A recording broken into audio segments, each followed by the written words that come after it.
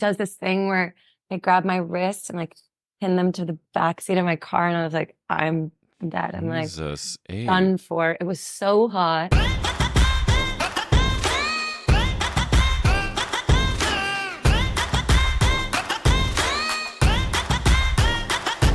Welcome back to That's a Gay Ass Podcast, the podcast that asks whose fault is it that you're gay? It is me, Eric Williams, and this week we have the Peoples Princess Parvati on the podcast. And you will notice when I get a little nervous and very excited, I breathe even more than I should. So enjoy that. For those of you who don't know who Parvati is, she is a 4-time Survivor player, winner of season 16, and recently was a huge hit on the show Traitors, which we all just lapped up. If you don't know what Parvati does now outside of television, she is a yoga and meditation teacher. She teaches a course that is really helpful for us queers about living authentically and not being people pleasers. So she gives some really, really deep truths about that I think you'll enjoy. Also, last week's bonus episode on how to make gay friends was a big hit, and I want to thank my husband Matt for coming on to the Patreon. And speaking of bonus episodes, today's big. Parvati is on the pod, and the first ever gay ass sex diary is live. As a special treat, you'll be able to hear a huge chunk of that episode at the end of this. And for the full, raw, and uncut Megillah, go to the Patreon and you will hear from the gay man living in Brooklyn who I interviewed.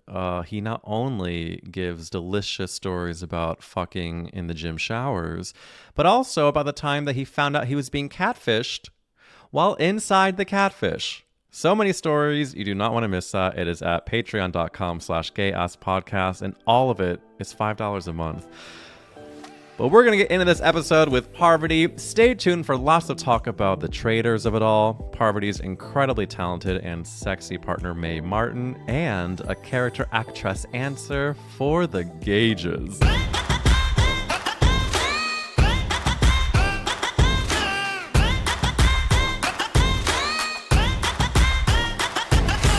Parvati is on That's a Gay Ass Podcast, and Parvati, you are here. You are queer, and if I may be so cavalier, you look divine, delish, and divoon. So thrilled you're here. Oh my God. Wow. Thank you. I am here. I am so queer. My hair is doing some big ass hair right now. I feel like I grew up in Georgia, but I feel like I'm from Texas right You now. went a little down south. Are you wearing a bump it right now? Oh my God, bump it. Yes, please. Send me some bump it. We love a bump it. Okay, so just so you know, I have quite a docket of questions, but the first question before we get into, of course, the traitors of it all, of course, your herstory, we have to talk about the reason why you have whiplash. Parvati, are you okay? No, I'm really not okay. On Thursday night, I went to, first, I got a Rolf. Do you ever get Rolfed? Not since college. I'm kidding. I don't know what that is. What is Ralph? What is Ralph? It's a kind of body work that's like deep tissue, but very targeted deep tissue. It's like Ooh. myofascial release. Sure. I've been doing this for a couple years and it's been life-changing, very helpful. So I go on Thursday and I get myself a Rolf by my amazing Rolfer named Danielle. And then I'm feeling great and I head out to Bad Bunny and I really go for it, I guess, because I wake up the next morning and I cannot move my head. My neck hurts so bad. I can't lift my head up. It feels like too weak to lift up on its own. So I'm like using my hands to lift up my head and turning, and I'm in agony. Instead of the weight of the world, you have the weight of Bad Bunny sitting on your fucking shoulders. Benito. Do you, now this is a controversial, not to get political so early, but do you have a political statement about chiropractors? I have a former client who is a chiropractor, and she gave us all adjustments on a retreat once, and it was pretty great.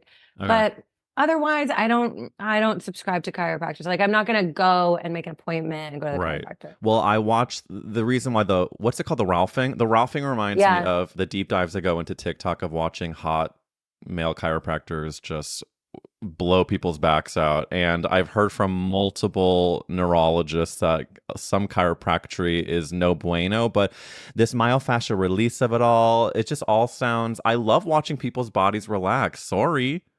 Sorry. Ugh, guilty. Sue me. Guilty. Wait, I don't like someone contorting my neck and like my joints. I feel like Yeah. that's a treacherous. Well, that's the thing. They say the neck thing is what you got to be very careful of. I think a lot of the other stuff is okay, but like you're watching people straps to chins and then pulling. I know it's not. No. I I'm know. not going to do that. I'm not into that. No. I know. I know. Well, But the rolling is just like a massage. well, we are going to talk about a lot of the things you do outside of being a television darling because, sweetie pie, this website you have with all of your courses and the coachings of it all, it is speaking my lang. Before I talk about the course that I need to grill you on is, can we give a shout out to our dear sexy friend Jessie who connected us? I just want to say, Jessie, you are gorgeous, you are a mensch, and I'm thrilled that you made this happen. He's a dreamy dude. Do people know who Jesse is? He's the casting director for Survivor. He's kind of a big shot. He's a big shot, and I literally became friends with him just in a random social circ, and I posted a picture of him to my Instagram story, just being like, this is Jesse with my cute dog, and the amount of men who slid into my DMs hoping that he would suffocate them, just not a short list, Parvati, not a short list. But yeah, no, Jesse, big deal, big friend of the pod, and the reason why I want to bring up this coaching, you have, before we get into the rest, you have this How Villains Are Made course, and talking about the releasing of the trauma with this myofascia stuff we're getting into. You have something that it seems like you have released that I need advice on. In this How Villains Are Made course, you says it basically helps people learn how to set strong boundaries, be unapologetic, and embrace your whole sexy, imperfect, messy self. In fact, you yourself posted a delicious meme where instead of John from the Traitors saying Parvati could very well be a Duchess of Deception, you replaced it with could very well be a recovered people pleaser who learned that it's safe to be disliked. Parvati, when did you get to this point, and help me do that for myself, please? It was really through the process of my divorce. Interesting. That's how I got here, because women who, we have kids, we're married in a heterosexual monogamous marriage, traditional style. It is the task of a lifetime to be okay with dissolving a family. Yeah. To be like, okay, I'm going to make this choice because this isn't working for me. To put a woman who's a mother, a new mother, to put herself first is not something we're taught to do. Yeah. And to even assert that she has needs in general is just like a Herculean task, because our bodies are built for this baby. Once we have the baby, if you're breastfeeding, the baby belongs on you. You're keeping it alive. So as a mom, I was just constantly sacrificing myself and my needs, shower, food, etc. Like didn't happen for many months, maybe dare I say years, but I went into Survivor in the middle of that like a lunatic. So yeah, just through the process of being like, okay, I am going to end this marriage. I am going to file for divorce. I am going to lose the tribe that I have, created and established. I'm going to be the bad guy here. And I had to really walk through that process. And it was so healing for me, because when I competed on Survivor in the early years, I was vilified. I was labeled the villain on Heroes versus Villains. And I was like, wait, am I a bad person? So after that, I did a lot of work to prove that I was a good person. I was like trying to redeem myself in the eyes of the public. I write about all of this in my book that I'm working on, my memoir that will be published Hell in yeah. summer 2025 with Random House. Fuck yeah. So we'll dive deeper into it, but just for that kind of the snapshot. Yeah, that's how I did it. I just realized you're going to be the villain in someone's story, no matter what, no matter how hard you try, people aren't going to like you. And if you spend your life trying to be liked by everyone, you're going to lose yourself. Yeah, because I think I also was conditioned to be a people pleaser growing up, and I will have a pang of anxiety if I feel like I have either let someone down or have said something that would piss someone off. There's like a world ending feeling that comes when the people pleaser feels like someone is upset with you. Was there a process that helped you realize that the world wasn't ending? Yeah, it was starting to build my tolerance for that discomfort that you're talking about. Mm, So you have to build the capacity of your nervous system to tolerate threat.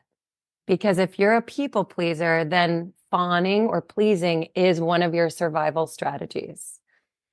ooh, And if you feel disliked, your body can go into defense mode. I got to survive this. This isn't safe. So you'll feel the tightening, the anxiety, the fear, the worry, the doubt. I got to make this better. I got to fix this. I got to do more. I got yeah, to be happier or shinier or more likable.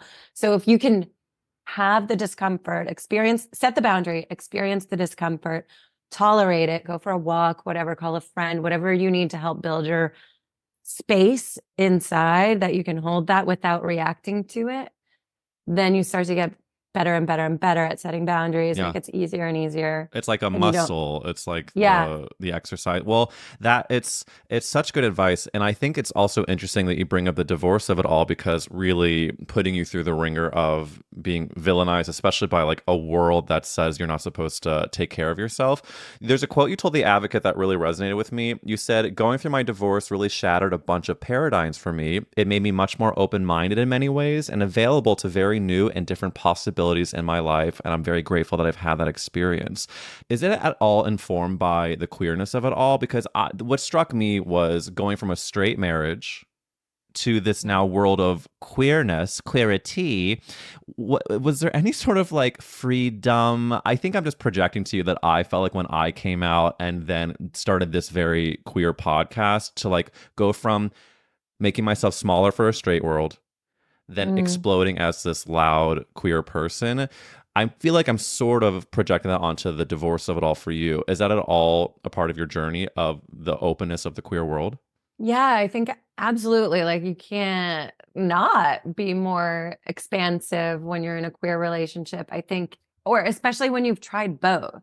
Yeah. Like for me, being in the straight world, it was a very contained way to operate for me, where I had to disregard and disown certain fantasies I'd had or desires that I'd had, because I'd committed to this person and I'd committed to this marriage. Hmm. And inside of the marriage, there wasn't any space for anything beyond that. And I'd had conversations, but it wasn't part of the dynamic with the two of us. So Yeah. once I was out of that marriage, there was so much freedom in my kingdom.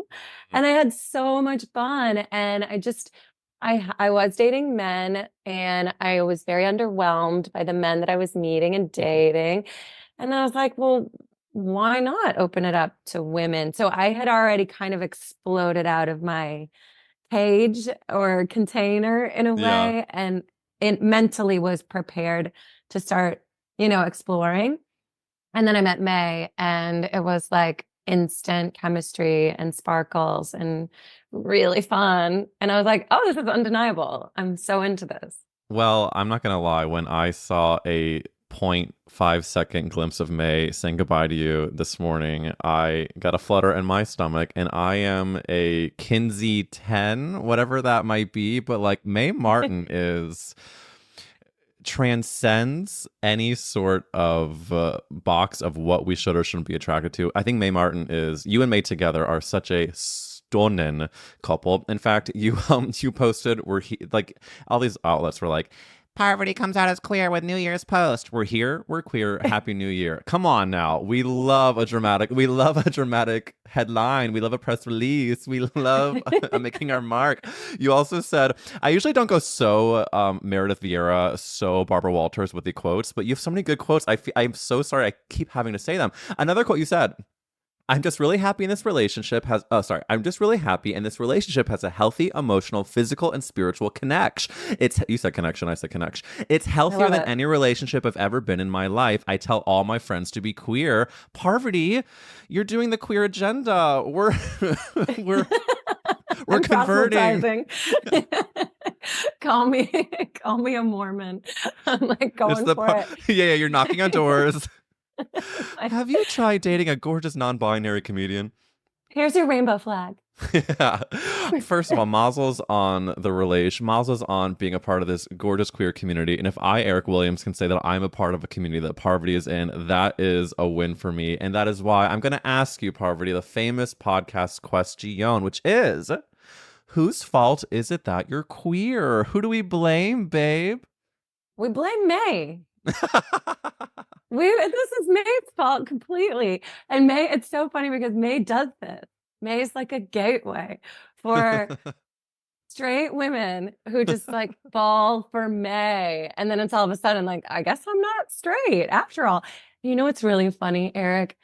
NBC sent me a questionnaire around when Traitors was releasing, and Yeah.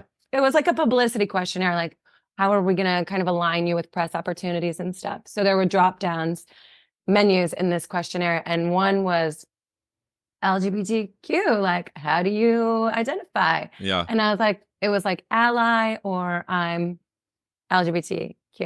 And I was like, I'm an ally. May goes, babe, hate to break it to you, but you are not an ally. And that it was wild because I like didn't see myself as queer enough to like put it in the job, even though I had been in a relationship with May for like months by this point. Wow. I was like, oh my, because it feels so normal to me. I was like, I'm not different. I'm me. But I guess I am different. I'm like, now I am queer. And Yeah. then I just got really excited about it. well, that's the best reaction to have, by the way. Can you imagine you're like devastated? No, the best, Yeah. fuck. The no, and I also like talking about May being this converter. I'm just picturing them like taking an eraser, erasing your ally box, and then putting the darkest X through queer, and then the scary music sounds, and this is your queer origin story, hun. Welcome to the tribe.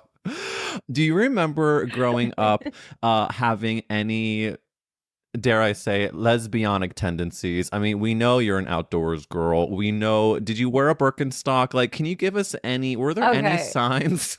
Okay. I mean, I have this picture on my bulletin board. I'm just gonna pull it off for you so you can see it. Guess which one is me? I think I can tell.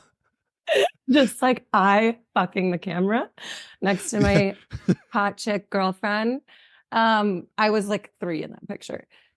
I grew up in a commune, so I was like barefoot, running around Oh, in the woods. It was a Hindu spiritual community. It was very goddess oriented, like Kali, dark goddesses, Durga, like all the Hindu greats, wow. Ganesh, the elephant god. So it was like really kind of uncontained Yeah. around who you could be, what kind of energy you could embody, men, women. It was sort of like it was very kind of there were undertones of sexy, dark sexuality. Like some of that was kind of was always sort of woven into the fabric of the wisdom talks or whatever the guru would give in the evenings. Has there been a documentary done about this? No, but there really needs to be. And I have some friends who were there with me in childhood, and they have crazy stories. Mine's a bit more tame compared to theirs because my Yeah. parents got us out when I was 9, like fully we were done. But some of my friends stayed and grew up there through high school and beyond. And that's another story for another time. But Yeah. I'm sure there will be a Netflix documentary about it because this guru was female, which is unique. Around this time period, there were a lot of male gurus and Yeah. cults and such. But anyway, yeah, I mean, I always had girlfriends, like very close girlfriends, and my relationships with men were more superficial and more transactional, but deep, deep relationships with girlfriends. And Hmm. apparently, I don't remember this, but my mom told me when she visited for Christmas, she was like, "Do you remember when I asked you if you were a lesbian?" And I was like, "No, actually." She's like, "You laughed about it." Because I was just always into like flirting and playing games with guys. Like it was more power games. But it Oh, never even entered my awareness because I grew up in the South and the paradigm in the South is the way to popularity and the way to power is to play the like Southern belle, yeah. debutante, charm, flirt. And it's always about getting male attention. So I just had a great time with my girlfriend, but I never thought beyond that in like a sexual way. Right. In a way, you were almost like conditioned to think that the option was you get the attraction and the attention of the man, and then the friendship comes with the women, and that's sort of Right. what is allowed or expected. But this is, was this like a Georgia cult? Do we use the C word?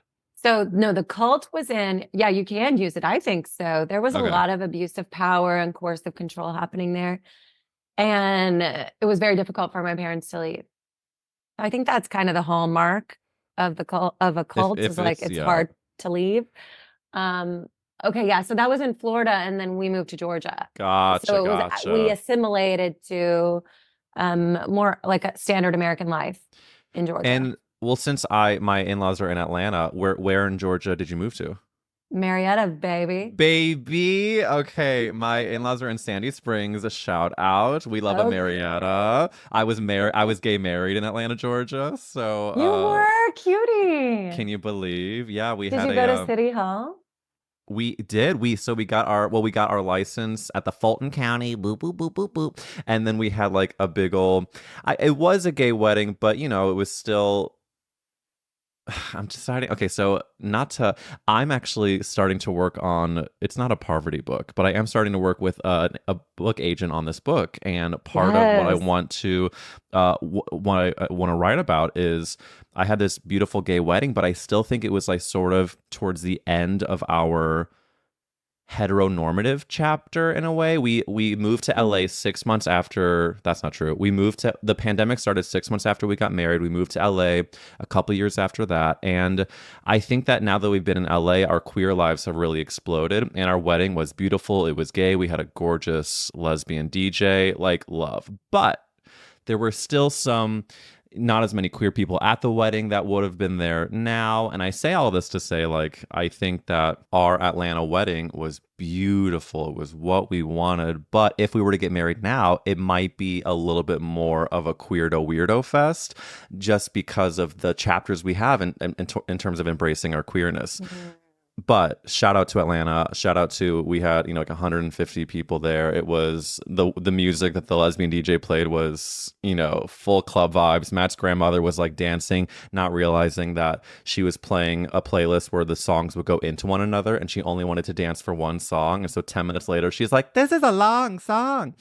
Um Good for her. She Good still for got her. it. We love you, Gam. Anywho, this answer is great. I think that the cult of it all is huge. The Mae Martin of it all is huge. However, I know that you've talked about this before, but can you describe the first feeling of connecting with May? Like, what was it like to have our first either kiss, have our first either butterfly explode? Just the fireworks of a queer moment to me is everyone remembers theirs, and I'm curious for what happened with you. Oh, it's really cute. I actually DM'd May, and that's how we met. I slid into May's DMs and then went to their show. And May came out after to the seats and got my sister and I were there and got us and was like, "Do we hug?" And so we hugged, and I was like, "Oh my God, I like this person." I was like nervous, and that doesn't happen to me very often. Yeah. So then we go backstage and we're chatting, we're talking about Survivor, and May's friends are back there. And I was just like pretty, pretty smitten. And then I gave May a crystal. Like, what? I was I don't okay, it's a weird long story, I'm not gonna get into it right now, but I ended up giving May a crystal, so it was like, I feel like I maybe cast a little bit of a spell with that, Yeah. and then later we were just kept DMing each other, and then maybe a week later, we went out, and I called my friends, my lesbian friends who live in New Yeah. York, and I said, "Is this a date?" like, we're going out. I don't know. Like, it's not explicitly a date. Is this like just a hangout? Because I know Mae's a Survivor fan and I'm a fan of their comedy, but obviously interested. And they were like, yeah, we think it's a date, but if it's not, like, fine. But if it is, watch out because these relationships move at light speed. That's what I hear. And I was like, okay, whatever. And then it was definitely a date. It was like a 9-hour date. And by the end of it, I was like, so what's, we're just like cuddling in a booth in a bar. And Mae's friend had been with us for a part of the evening and Mae's friend had left. Uh-huh. So then it was just the two of us and it was late. And I was like, okay, let's go. And I'm driving Mae back to their place. And he's like, do you want to come in? And I'm like, no, I don't think so. Like, I'm not going to come in right now. And then we kissed in my car and I melted. I melted. Mae like does this thing where they grab my wrists and like pin them to the back seat of my car. And I was like, I'm dead. I'm like Jesus, done for. It was so hot. It was the hottest kiss I've ever had. We were both just into it. Oh my God. I did not make out with Mae Martin, but I feel like I did. There's something I'm telling you, the first kiss of an explosive chemistronic moment, it's otherworldly. It is otherworldly, and I'm so happy for you, and I just feel the butterflies myself. I don't know if it's I'm a gay empath, I'm just horny, but huge, Aren't we all? truly. Well, I'm gonna get into some Traitors discourse if that's okay with you, because I have some questions. Let's do. Obviously, there was a lot of discussion about your stunning fashion, the headbands, and you posted on Instagram that you wanted to be Blair Waldorf, and your stylist Lauren Martin made it happen. So, question: did your stylist supply the headbands, or was that from your personal claws? No, I don't own a single headband. I mean, now I do. I have a whole full closet of them. But before that, I had zero. But Lauren sent me this board with these different looks. And I was like, yeah, Blair wears headbands. But I saw the one with the pearls and I was like, that headband is out of control. It's completely nuts. It's totally crazy. It's like, I would never wear that in my real life. But I had to do it. And I was like, Lauren, we need headbands for every outfit. Yeah. You have Then to. she pulled some more headbands. Originally, she had the pearly one and then the black sparkly one. And I was like, let's get some more headbands going. I need like the red leather top knot headband. Oh my God. And then I did have one in my personal collection, the predatory headband, the leopard print. Yeah. From my personal collection. The predatory headband. Did you have to, you have to pack a lot of outfits when you're shooting this show. How many suitcases did you have to pack and bring to the airport hotel that you stayed at instead of the castle? Oh my God. I don't know what you're talking about.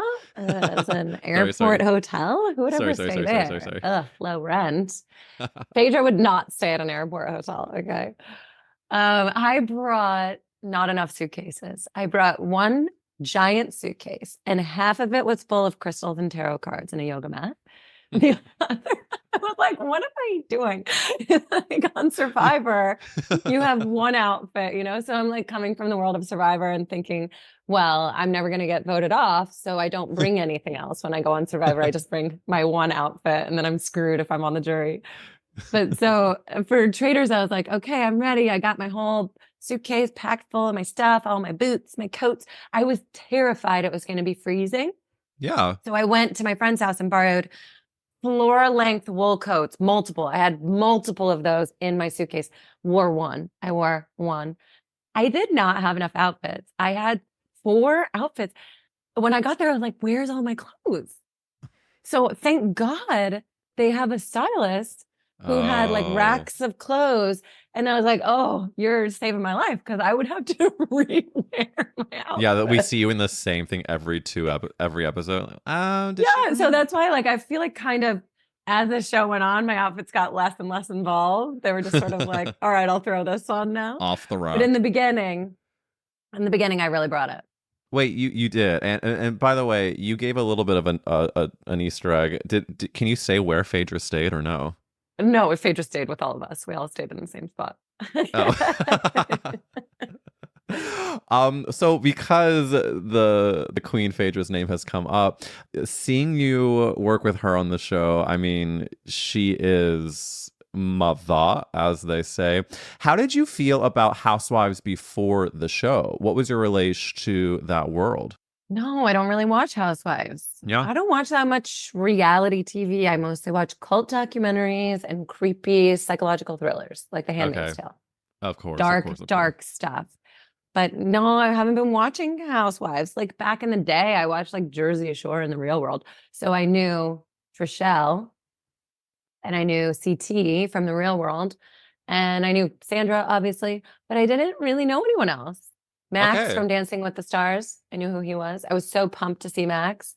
And then I think he thought I was hitting on him. So he was like real wary of me in the beginning. Sometimes, and not to sass him because he is, I'm sure, a mensch and a great guy, but sometimes when you're like a hot dancer, I think you probably are often conditioned to think people are hitting on you when sometimes we just want to break bread. I just want to get spun around a little bit by a fountain. Sue Yeah. me to be Dip me dipped, low. but don't give me whiplash like Bad Bunny. Don't give me whiplash. I'm still recovering. Yeah, I can't believe I we gave got myself whiplash. we got to give you a Ralph appointment yesterday. Did when Phaedra was sort of ripping into Dan during the reunion, saying like he's a piece of shit, what was Dan's energy while Phaedra was ripping into him? And Dan was checked out. He wants very much to be liked. Hmm. He plays the games that he plays in an impersonal way. So he makes his moves, and his moves are to get rid of the people who he feels threatened by.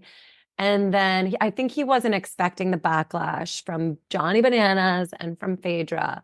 And they really came at him very hard. And I think he's bummed about it. I think he feels really bad and he wishes that things could be different, but they're not amenable to being friends. Well, I think that's also the interesting thing watching is the gamers versus the reality. Like, what do we call that? The gamers versus the whatever. The Bravo they say. babe. Oh, the Bravo Bravo Lebs. babes. The Bravo call them Lebs. Like there is a Yeah. different. I think Dan's sort of keeping it non-personal was more of the gamer vibe, and the housewives were like, Yeah. "Honey, this is my personhood." Right, exactly. Phaedra got really mad about it. I think, and it's also because there were unspoken assumptions and expectations, and Phaedra assumed that the Traitors would be loyal to each other, and Dan did not. It's also interesting with knowing Phaedra, you and Peter did that Bumble ad that recently came up. Obviously Peter was a hard competitor. Is Peter a dick? Wait, what's that face? I feel like you want to answer this question. You want to answer. Thank you for pulling the microphone back. You know what it is? I think it's because I have straight man trauma. And so I'm sometimes like, okay, he is a very confident man, which already I have to keep alert on, because when you have a confident straight man, depending on what factory he was processed through of straightness, either I'm going to be someone that he's not going to be very nice to, or he was brought up right and I'm going to fall in love with him. So I think I'm trying to decide if I'm going to be like, oh, you're a dick that I need to be wary of, or if I'm going to fantasize about marrying you knowing it could never happen. Well, I can't make that choice for you. I can give you a few breadcrumbs of information, and then you will have to put it through your processor and decide for yourself. I can do that. Okay, I will say that Peter is one of probably the most sincere human beings I have ever met. He cares very deeply about understanding and being right, and he wants to know, and he wants to do the right thing, and he really wants people to like him. I think he was not well liked after his season of The Bachelor, or there was some drama. And I didn't watch the season, so I don't really know, but that's sort of the vibe I picked up. So I felt like his faithfuls, like King of the Faithfuls act that he played on Traitors, was sort of a redemption story for him. That's why Voice he didn't of want the to people vibes. become a traitor and turn to like the skeezy lying dark side with us, where it was way more fun, by the way. And I think he regrets that decision. I mean, I I think he don't very much regrets it. disagree. I don't Yeah, disagree. I know. And watching it play out, he's like, maybe I took it too far with my bloodhound Scooby-Doo act. But no, he's a sweet guy. He really is. And I think he cares a lot about people. And he had a big party at the end of the reunion and everybody came. I couldn't go. I had my daughter and she was being extra, so I stayed home that night. But Mm. yeah, he like You he answered like it. You answered it. he's kind of a man about town, does his little thing, No, does his Peter you've thing. already changed my thinking. I think like sometimes I want to paint the straight man as the bad guy because it's like it confirms, certain experiences I had growing up. But like listen, if the guy cares a lot, I also love to see a straight man who can talk about his feelings and care for people and be the empath and boo boo boo. So like I think he does. props I to think props so. to Peter for that. Well, and I know that Peter and Ekin-Su came off as like the couple of the season. Did you notice flirting during filming? Of course. I mean, they Yeah. had an And then electricity. I felt bad killing Ekin-Su because there was a blossoming romance. And I was Uh, like, shoot, I'm nipping this in the bud. I didn't want to do that, but she was the only one who would drink the chalice, so I had to do what I had to do. yeah, that was stressful. That was, but again, you rose to the occasion. That is, does the timing of the Traitors?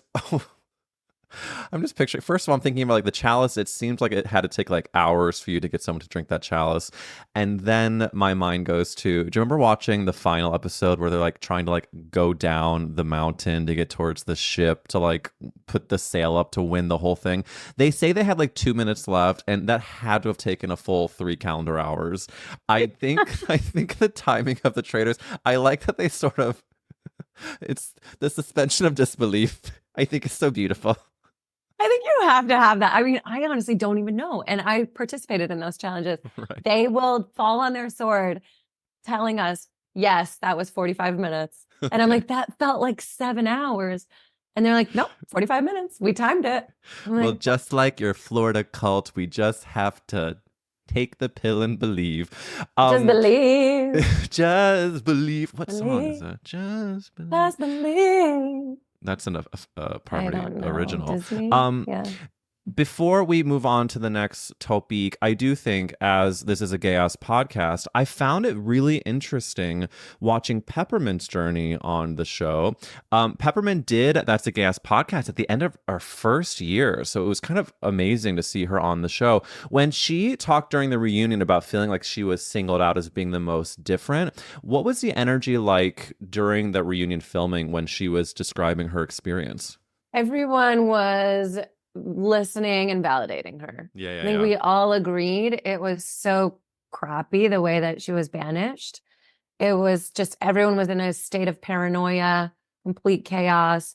She was the loudest, Mm. and there was some drama happening with her already. So it was just like, okay, easy target, I guess. It's just it was really unfortunate that it happened that way. And I think we all really heard her because she's right.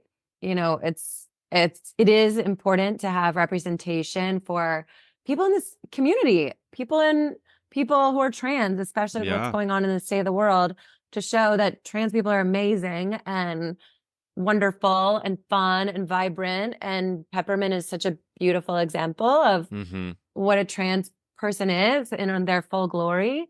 So I think it was just like, yeah, we hear you. This is necessary, and we Yeah. validate. Well, I think Mhm. also I really commend Trishelle for recently going on Watch What Happens Live and basically talking about the unlearning that she is doing and kind of noticing what her biases were. Because I think that Trishelle did come off as a bit of an unlikable character in that moment because of the singling out. And so I think she is doing the best thing that she can do, which is validate Peppermint's experience and then look within as to why Trishelle reacted in that way. So, I mean, was your experience filming with Trishelle, was it, and knowing a bit about her experience on television, did you feel any certain type of way about her while you were filming with Trishelle? No, I thought she was fine. I didn't think that she was that her behavior was inappropriate. I think she was just in a pressure cooker situation where she felt really scared and was very reactive Yeah. and very loud in her reactivity. And I mean, by later on in the game, people were like, oh, she was so wrong about Peppermint right off the bat, which I think really took a hit on her credibility. So throughout the rest of the game, her voice didn't carry much weight. That tracks. That tracks. Well, it's, as you know, a fucking hit of a show, and you were so great on it. And I've known you from Survivor, but the Traitors plus Survivor plus queerness, this, I just want to say mazzles. I want to say mazzles. And because you were on That's a Gay Ass Podcast, I'm contractually obligated to ask you the next podcast question, which is, Parvati, if the world was ending, you could only save one character actress, who would you save? One character actress? Dive into your what is your pop culture relation? Like, you're growing up in this like hippy dippy environment, you move to Georgia, now you're this like yogi crystal TV competitor. Like, what is there a female actress that you see, if you were to see them on the street, and you would get very excited to see? For me, like if I saw Diane Keaton, which I have, huge. Oh my God, I have as well.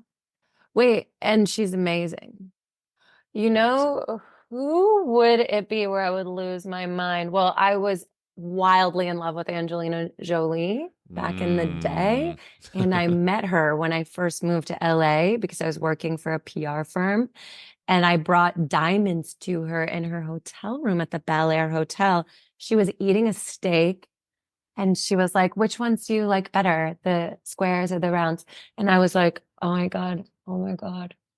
I'm like melted into the floor. I was so in love with her. And I told her which ones I liked, and she wore them to the premiere. And I was like, she loves me. We're in love. Well, It's by the way, happening. she We're dating. probably did. And I, like, again, very far on the spectrum of gay man, but thinking about you and Angelina Jolie with just her diamonds on and nothing Oh. else. Oh, yes, please. But I also really loved Alan Cumming because I watched Romy and Michelle's high school reunion religiously. By the way, Alan Cumming is a character actress, and I think we need to save Alan. I think we gotta save Alan because I want to go back and do Traitors again later too. So if we don't have the host de jour, what will we do? What are we gonna do? What are we gonna do? Yeah, like, talk about fashions, talk about suitcases, talk about Alan Cumming. Baby. The queer deliciousness of Alan walking in every day. Do you know who else also added to the queerness, if I may go back, is Kate Chastain walking back through the doors. Yes, a straight woman, I think, but there's a certain, I mean, when you're on Below Deck that many seasons, you're gay. Was you're gay. Was How did you feel seeing Kate come into the competition? Oh my, it was such a surprise. But in our contracts, there was a line that said, people can come in at any point in time in the game. And I was like, we're halfway through. I bet someone's coming. I thought they would bring someone back from the cast who'd been murdered or something or banished. So I was really surprised to see Kate walk through those doors. And then I was like, shoot, Kate, she's really hard to read. She didn't care at all about the game last time. And she comes and sits at the round table and just starts pointing fingers at people and defending Phaedra and the other housewives. And I'm like, God, okay, well, this is going to be difficult for me. I tried to befriend her because I was a fan of hers from the previous season. And she goes, first thing she says to me, oh, you're the one who got that guy to give up the immunity necklace and then voted him out. Oh, I know exactly who you are. I'm watching out for you. And I was like, Kate, no. That's a pretty good Kate, by the way. Oh wait, you know what? Also mandatory for me to discuss really fast is a dear friend who you did his show and you were so good in it, was Johnny Sibley's Spill for Logo. Both of you came together with When in Doubt, Squint Pout. I think it's hopefully not too much to ask, but would you be so kind to give a gay ass squint pout? A gay ass squint pout. Are you doing it? I'm soaking wet. Sorry, I just had to clean up the spill. Talk about spill. My wooden chair is wilting. Thank You're you gonna for need a that. new chair. We're gonna need a new chair. Bring in. Gotcha. Ugh, one day of gay ass production. Okay, so Alan Cumming is who we have saved. The traitors of it all. Thank you for all the information. Now, if we may have a quick Survivor check-in, did you know that Sandra was doing the show before you arrived? No, I didn't. And some of the cast had leaked, but it was like a big mess of who maybe potentially was on the season of Traitors. Sandra's name was not on it, and my name also was not on it. So she didn't know that I was going to be there. And we were both shocked and dismayed to see each other at the time because we'd had a feud, like a kind of like whatever, a silly feud, but a feud nonetheless. And we have not really been friends Yeah. at all. Like she's in a different circle with Survivor people than I am. So I was like, shoot, could be really bad. I was impressed though with the way that you both carried yourselves in light of the feud and even after the show is aired too. Is the feud squashed? Totally. Yeah. Sandra and I are fine. Good. It's so silly. And it's so much better, I think, for us to be on the same team, like working together. And, we're not like strategizing with each other and calling each other every day, but Yeah. we'll text. Sandra's hilarious. She's really funny. And like the way that she talks cracks me up. And even with her texts, I'm like, I can't. I'm really glad that we're friends now I and love that not so much. frenemies. Thank goodness. Well, listen, Yeah. before we get into the final stretch of this interview, I just want to bring up a quote that you also said that I think really speaks to what this podcast tries to do, which is live in authenticity, get away from any shame we have. And you have a quote that says, when you know who you are and what you want, and you bet on yourself, success is guaranteed. That really speaks to me as a queer person who has not only people pleasing, but also imposter syndrome. Can you shed some light on how the success of it all is guaranteed from the betting on yourself? Like, what can we do to bet on ourselves more, I think is the question. I think it really starts with knowing yourself first and knowing what you want. Because sometimes we can be so disconnected from our bodies that our bodies are really what's giving us the information of what we want. Your body will open and lean towards something when you want it. It will usually close and contract and shut down when you don't want it. So starting to listen to your body is really helpful when you are trying to figure out, well, what do I actually want? And then betting on yourself is simply following that guidance. Just doing it, making the call, trying out for Survivor if that's what you want to do. Like going for, I don't know, the information that's coming through your guidance, conversations that you have with other people. If something they say kind of strikes and resonates for you, it's like, oh, curiosity. You're like, oh, I might be interested in that. Bet on yourself, follow through. You may not have the skill set at the start, but you can always develop it through the process of taking the action and trying. Yeah. So, and as you take the action and try for something, you will learn more about yourself. You'll become more confident in certain ways and you'll develop skills that you didn't have before. So that is winning. Yeah. Even if you don't win, like I didn't win Traitors, but I do feel like I won that experience because I had a really great time. I've met some amazing people. I've been able to do these kind of podcasts and share more of myself and my journey for the benefit of other people and use my voice in a way that I haven't been using it in the past. And that is so fun for me. So it does feel like success.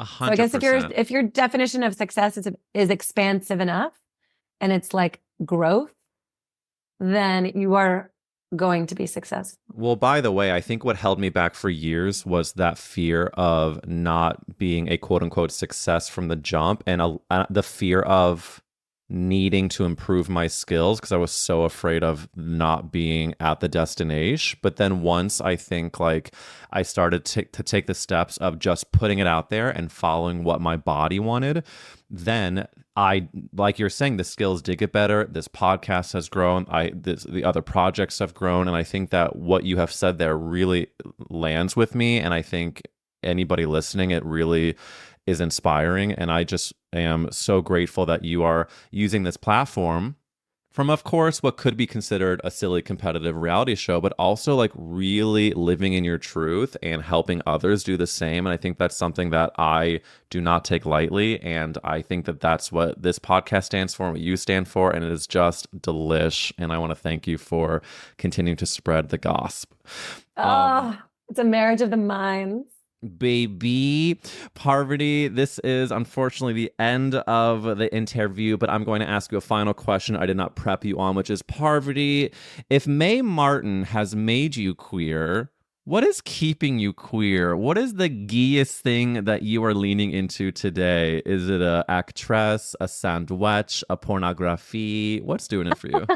I need a list and list of this. I am like really learning how to be queer. Yeah. I have this hilarious book. Okay, I'm not very romantic.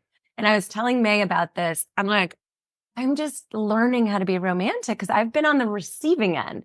As a straight woman, usually I'm just like, okay, guys, like bring me the flowers, take me on the dates. Like Yeah. I just would be very passive in that arena. And now I'm like in this relationship and May loves romance. He's very romantic, like notes and cards and gifts and things like that and massages. And I'm like, okay, this is a steep learning curve. I gotta really like go for it. So I'm asking my friends, I'm like, how do you be romantic? Learning how to do how do I do this? I feel like a child, like in elementary school, like buying chocolates for my crush. So my friends like, get this book. 1,001 Ways to Be Romantic. And the Y is a balloon. The O of romantic is an orange heart. It's a number one bestseller, honey. 1.6 million. I'm not alone in not knowing how to do this. Well, if 1.6 million people are trying to find out over 1,000 ways to be romantic, then there's something in there that is, I'm sure you're gonna nail. No, it's so bad though. I opened the book and it was like, okay, take your date to McDonald's and light some candles in the car. And I was like, wait, what? The bar is low for these 1.6 million people who are buying. I was picturing like more cosmopolitan, put an ice cube in your vagine, but like that's just me. Yeah, so I haven't really cracked the book very often, but I am really working because this is like a fun growth edge for me Yeah. to learn how to take the lead in the romance department. Like, get me some swagger. I'm sending you all the romantic vibes. I am so excited for your romantic journey. And Parvati, before we stop recording, can you tell the girls where to follow you and what you would like to plug? Follow me at P Shallow on Instagram. I really keep that pretty up to date and will post about courses that I'm leading, how villains are made, the course to help people stop people pleasing, set boundaries, become more confident, speaking their truth, really aligning your life with who you are and what you want. That's what the course is about. So if that appeals to you, go to my Instagram, click on the link in my bio, sign up for the course because we're starting April 6th, I think is the day that we launch the course. Hell yeah. It's a 6-week program and it's going to be really, really fun. And by the way, I'm also going to link it in the description for the pod. And follow Parvati, follow Gay Ass Podcast, and Parvati, a gosh darn joy. You're the best. Oh my God, love you. That was so fun. Love you, mean it. And now presenting the first ever gay ass sex diary called Gay Ass Sex. Feel free to tell the girls, what identifiers would you like to reveal? I am a gay guy in his 30s that lives in Brooklyn. Okay, not the borough too. So I have so many questions, but the first thing, you are right now calling in from a gym. I am, yeah. Because I myself have gym fantasies, steam room fantasies. Tell us, have you found yourself in a steam room fooling around, or is it not your jam? No, that's definitely one of my jams, and that definitely happens. For sure. Do you have a preference for what the actual things that happen? Is it just hand stuff, or do you ever go mouth or hole? I feel like for mouth or hole, I usually prefer to move to a shower so there's privacy. My only big preference is I don't I think part of the fun of it is being in there and not being sure if like the other guy is gay or if the other guy wants it. It's like honestly checking for consent, but in like a kind of verbal cue or like non-verbal cues sort of way. Yeah. That sort of song and dance. When you do find yourself moving to the shower, do we get on our knees at the gym shower, or are we worried about bacterium? I mean, the soap is right there to wash your knees after. I'm not a particularly germophobic person in general. I mean, I'm not like dirty, but like I don't like no, that doesn't really bother me. I'm jealous. I'm so jealous. I wash my hands far too many times a day. Okay. Um, so when you are pre-washing your knees, if you do want to do whole stuff, are you being penetrated or penetrating or both in these gym showers? Well, in the showers, it's pretty rare because like obviously like it's like I just worked out, so it's not like someone's douched or like and there's not really like lube. So it's happened like I've done both. I've been fucked and fucked in the showers, but it's been like a pretty rare occasion. A special time and place Yeah. for a gym fuck. A sort of like perfect stars aligning sort of thing. Well, I want to commend you already on the sexy visuals of a gym. And before I ask other sex questions, I want to add some humanity to this. How do you feel about talking about sex in this way? Does it make you nervous? Are you excited by it? What's your state?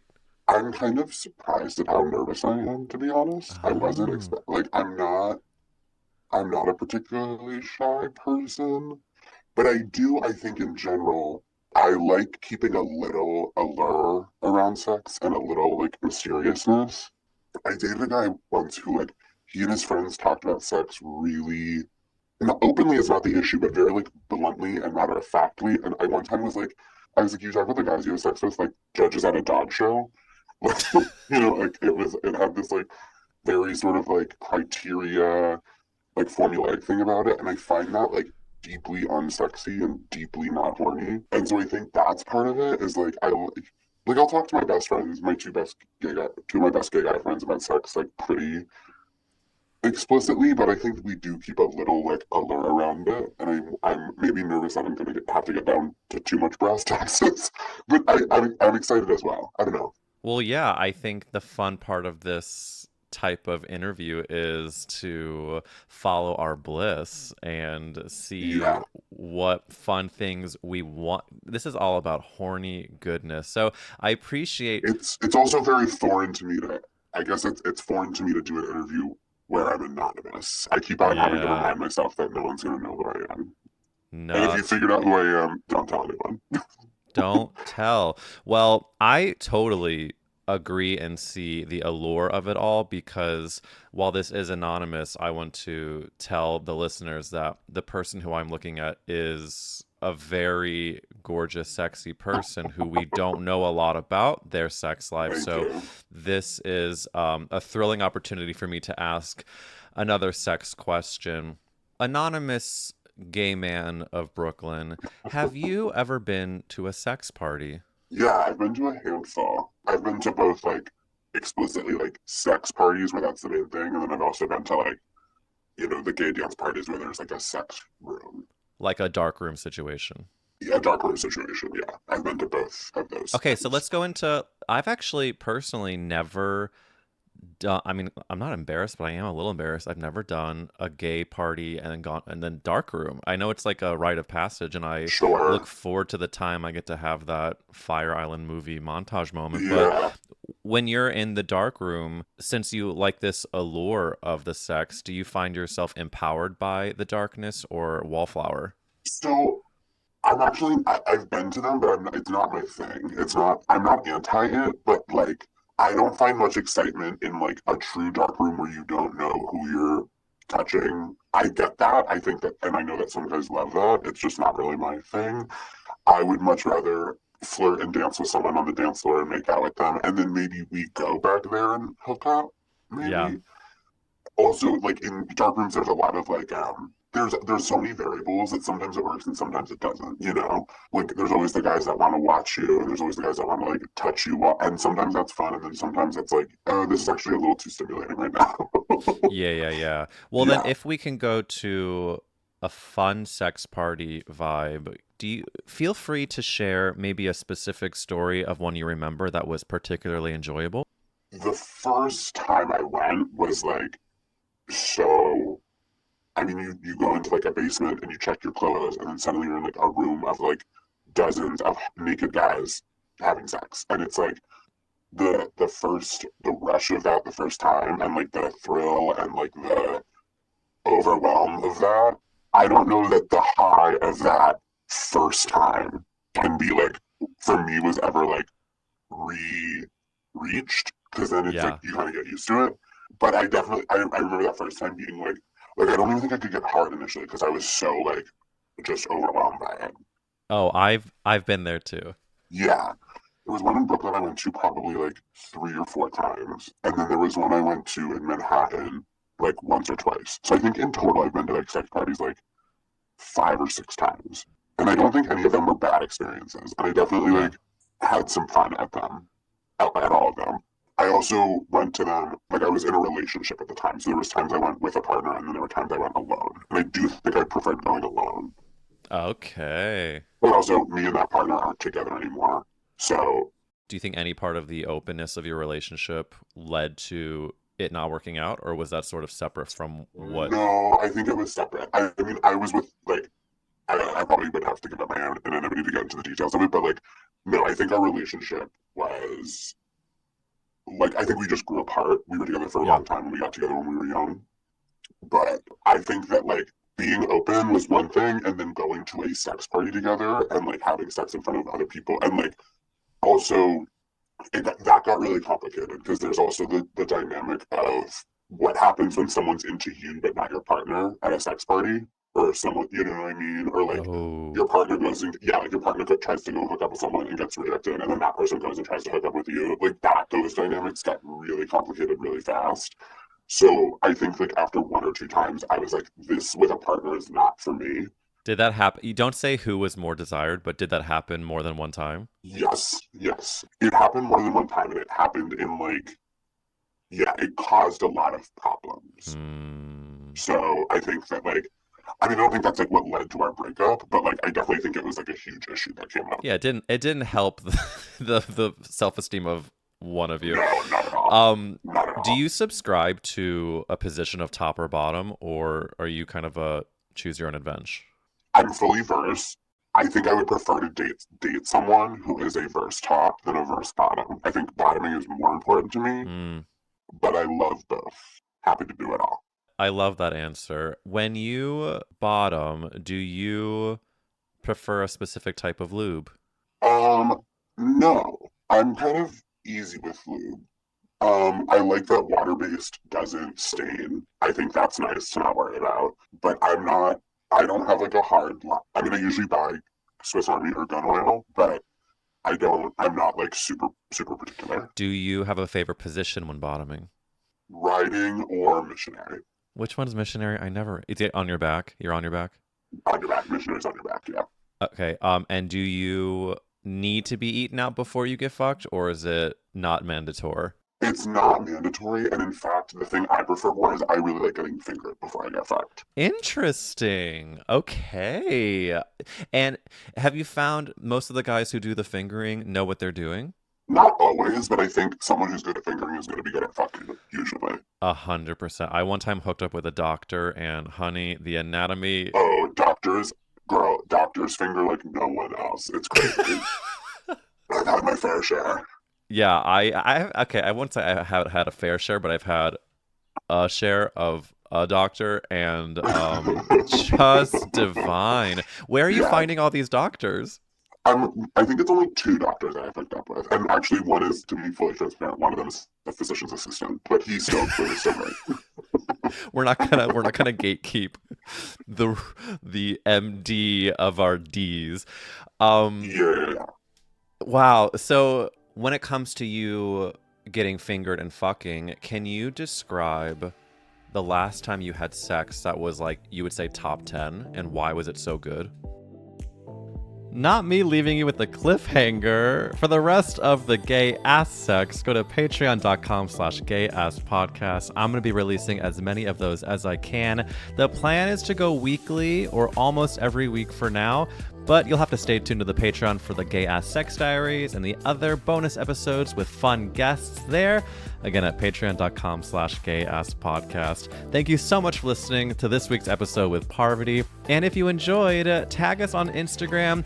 Check out Parvati's course in the description, and I'll see you next week. Bye.